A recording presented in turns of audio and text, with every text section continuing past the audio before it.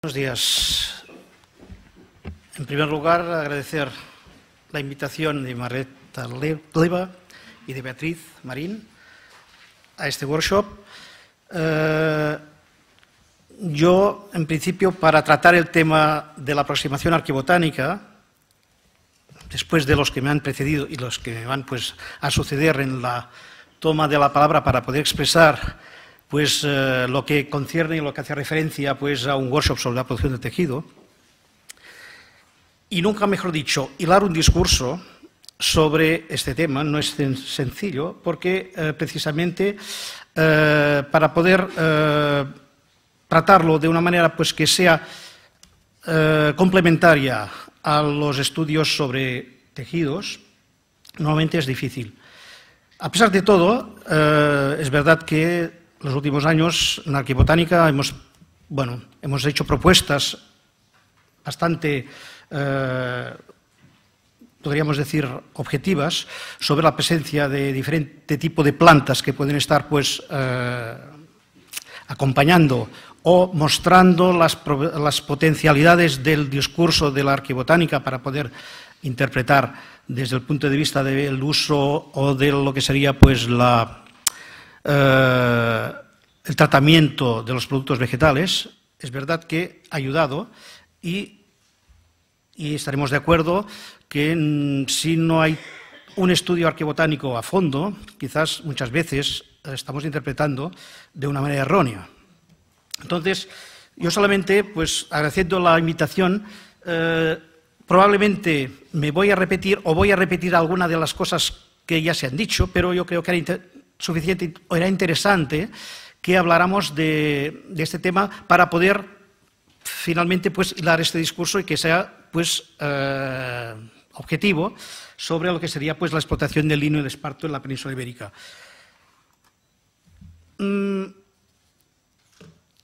Hemos podido observar cómo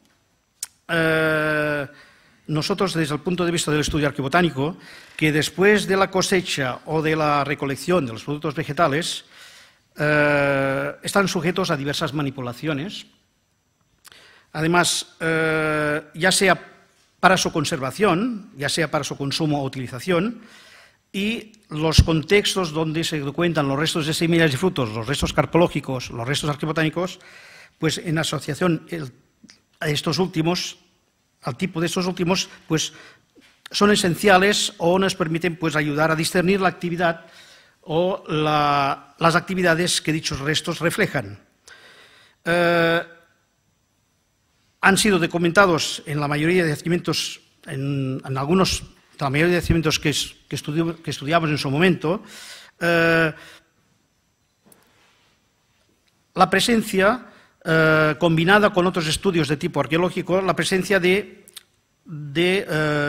tejidos o restos de tejido, que en especial son de lino y esparto, y que además no solamente están relacionados con la fabricación de tejidos, sino también con lo que sería la producción de cestos, esteras y otros artefactos que pueden estar relacionados con una actividad de uso con lo que sería las fibras vegetales.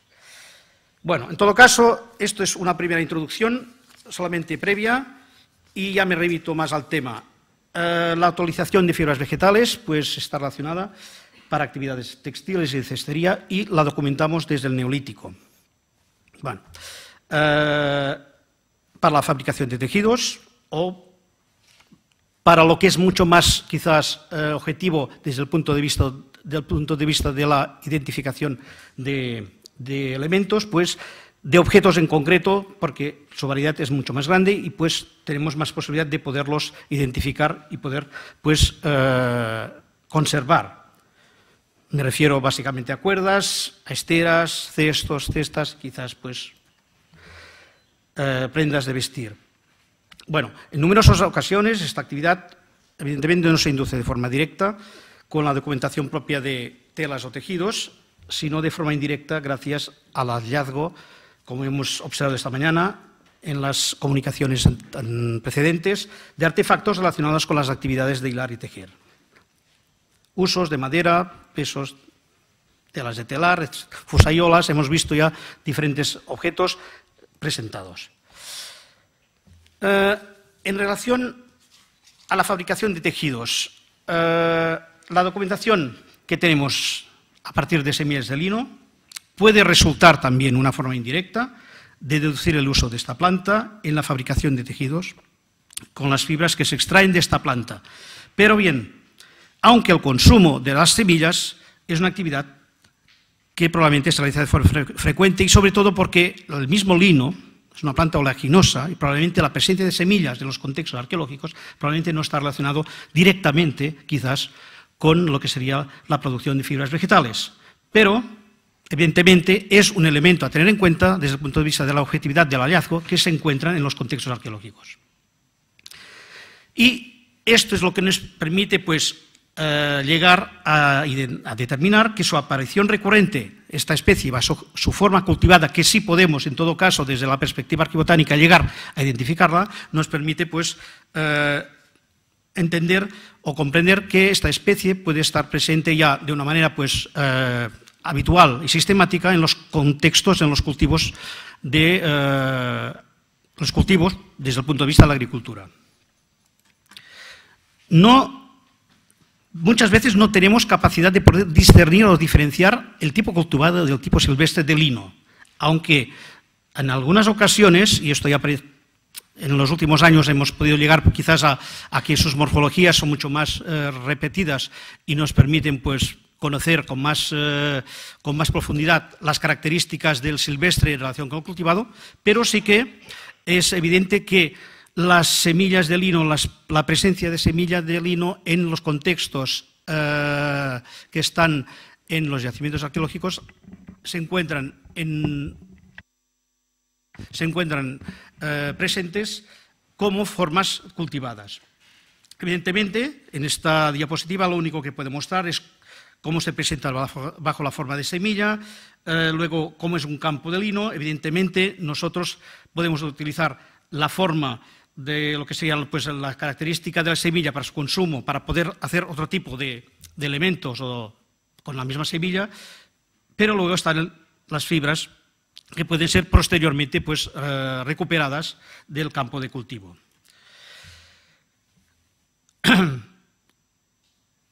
Las dos son iguales prácticamente, pero son diferentes. Son dos especies diferentes. Una es Linum bienem, la otra es Linum usitatissimum. En todo caso, desde el punto de vista de identificación, nosotros desde el punto de vista de identificación botánica, en el campo, en el terreno, pues podemos observar esta planta, en algunas ocasiones se puede mezclar, y si nos remitiéramos a la anterior, solo para poder, aquí, pues, bueno, en el campo de cultivo, pues solamente, pues, veríamos que desde el punto de vista, pues, de la flor es muy similar, prácticamente se parecen, y luego la diferencia, pues, es mucho más compleja. Y esto ocurre también en las semillas, que luego, pues, tenemos la presencia de probablemente Linum bienem, otro tipo de lino, que es el más habitual en los contextos prehistóricos de la península, incluso de la zona mediterránea occidental, diferentes de los que podrían ser, pues, los contextos cultivados. Evidentemente, hemos podido, pues, identificar, y esto ya lo hemos visto anteriormente, que la utilización de fibras vegetales, pues, en la fabricación de tejidos, por lo menos está documentada por los hallazgos arqueológicos, aunque sea, pues, en pocas ocasiones, pero suficiente para poder completar lo que sería, pues, las análisis arqueobotánicas para poder completar el estudio. Evidentemente es un tema también de preservación, de conservación, que muchas veces, pues, según los contextos y los medios físicos en los que se encuentran los yacimientos, nos permiten, pues, conservar no solamente el tejido, sino también los propios restos arqueobotánicos. Pero no solamente se trata de esto, sino que muchas veces la conservación propia, pues, nos puede llegar a identificar diferentes tipos, pues, de otras fibras vegetales, otro tipo de plantas que evidentemente no están identificados de manera habitual o sistemática en los contextos arqueológicos. Y con este ejemplo de Otzi, aunque nos queda un poco lejos de distancia, pero me parece que es bastante interesante para poderlo mostrar, las posibilidades que tenemos con otro tipo de plantas. Anteriormente Julio ha aludido a algunas plantas mediterráneas, de ámbito mediterráneo, que se encuentran en el contexto, en nuestro contexto, en nuestro entorno natural, que además probablemente están relacionadas con su uso como coloración, como uso pictórico, y en el caso de Isatis, en el caso de Rubia y en el caso de Reseda, que son géneros recurrentes, presentes en nuestro ámbito mediterráneo, pero las especies son diferentes para sus usos como colorantes. En el caso de Isatis tinctorium, en el caso de Rubia tinctorium o Rubia peregrina, que esta sí que la encontramos en los yacimientos arqueológicos, no encontramos la otra, porque no tenemos capacidad de poderla identificar y discernir desde el punto de vista arqueobotánico. Y luego está Reseda luteola, que sí que la hemos encontrado porque son básicamente recurrentes, están presentes de manera habitual, como Gallium. Gallium es muy interesante, Gallium. Precisamente es un género habitual en la mayoría de yacimientos arqueológicos de la península ibérica, desde el Neolítico. Pero Gallium es una especie, o es un género, con diferentes Gallium aparini, Gallium verum, Gallium de diferentes tipos, que también pueden estar presentes en los contextos arqueológicos porque forman parte de las plantas adventicias o de malas hierbas de los cultivos de los campos de cultivo. Y esto precisamente puede llevar a confusión. Quizás no están relacionados con esta actividad específicamente, sino con la actividad más propia de la agricultura, de gestión de cultivos para las plantas de consumo habitual, de consumo vegetal, tipo cereal, leguminosas, etc. Bueno, en todo caso es para tenerlo presente. Y es para tenerlo presente también porque hay algunas que no las podemos identificar, pero sobre todo porque estas se utilizan las raíces. Evidentemente, aunque estén las semillas, utilizamos las raíces para esta actividad, para esta finalidad. Y en todo caso, lo que quería mostrar en el caso de Otzi también, que se utilizan pieles de animales y fibras vegetales, básicamente por lo que hace referencia a la capa, se utilizan plantas que son propias también de contextos, quizás no muy habituales en contextos de ámbito más árido, como puede ser el sudeste de la península ibérica, pero sí que pueden estar presentes en la zona de Levante o quizás en el noreste de la península ibérica, como puede ser el mismo Brachypodium pinnatum o el mismo Poa palustris, que está presente. Y el tilo, como fibra o como corteza, es recurrente, lo tenemos presente prácticamente en la mayoría de contextos polínicos, de contextos incluso pues antroarqueológicos, donde se han podido identificar la presencia de estas especies.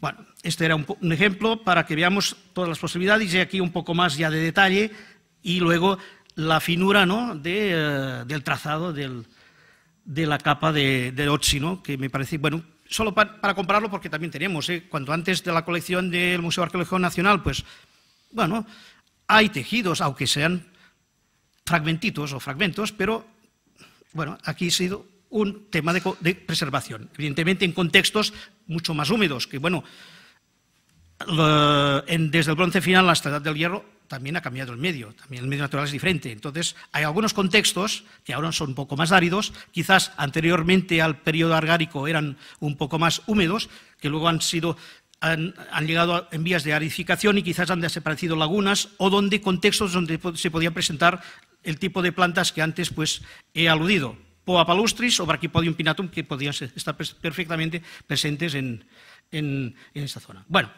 esto era un poco para poder tratar el tema de los tejidos. Relación a artefactos. Bueno, existe una documentación mucho más abundante y en yacimientos peninsulares, sobre todo en la zona del sureste. También en las Islas Baleares, con dos yacimientos, uno es Paz y el otro pues es en la isla de Menorca también.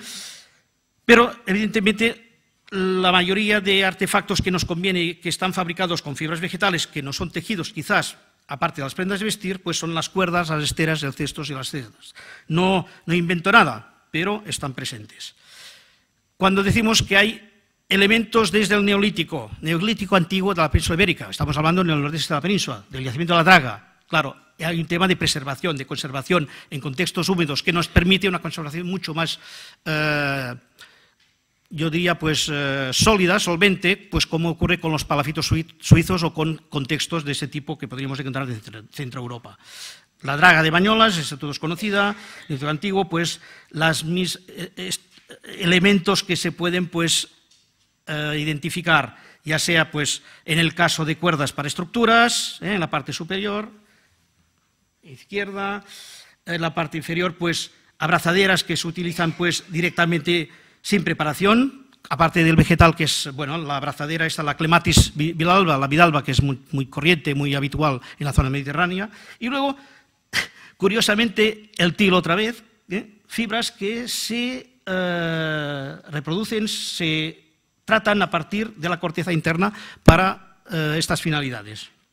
Bueno, esto es un ejemplo, un poco más de detalle, y aún salen más especies vegetales. Cestas con fibras de junco, juncos de tipo general, en la zona de la meseta, en la zona de donde están las motillas, en La Mancha, en el área del sureste, en contextos argáricos, pero sobre todo en las motillas, pues no son juntos, pero sí que son juncias, Spartium juncium, que también están presentes y que forman parte de elementos que han sido probablemente utilizados para tejer, preparar tejidos. Y han sido identificados. Carex, otro género importante, para fibras. Probablemente que no tenemos posibilidades de conservar, pero probablemente había sido utilizado en su momento. Están presentes en muchas cosas las semillas, las fibras no. Pero bueno, esto ya es un tema más de conservación. Y luego, en algunos casos, en el caso de la draga, pues se usaron ramas de cuelgos de avellana para el marco. El marco pues sería pues incluso pues el marco, en este caso, de cestos incluso. Bueno, algunas de las cestas que probablemente están asociadas pues, a lo que sería la conservación de semillas para su consumo posterior de cereal cultivado. Aquí un poco la finura del trazado, un poco para los que entienden más que yo de cestería, pues para que vean un poco cómo se conservan desde el Neolítico, y luego ya pues entramos en una dinámica de comprensión desde el punto de vista de que esto es más conocido, ya con Siret antes y luego pues con estudios de la profesora Alfaro relacionado con la cestería, con las sandalias de Cueva de los Cielos, Albuñol, etcétera. O sea que realmente ya hay suficiente material para intentar ver que hay aprovechamiento de diferentes tipos vegetales. El lino. Luego el esparto. Esta es una materia prima versátil, porque es mucho más versátil que el lino. El lino es muy exigente desde el punto de vista de su cultivo y exige no solamente suelos bien drenados, sino también exige más agua. Es exigente en contextos húmedos. 5 minutos. Voy a ser más rápido ahora. Pero en el caso del esparto también se pueden manufacturar diversidad de bienes, como hemos visto anteriormente en la diapositiva. El Museo Arqueológico Nacional también nos ha mostrado algunos artefactos presentes, el estudio de la cestería, sandalias, etc.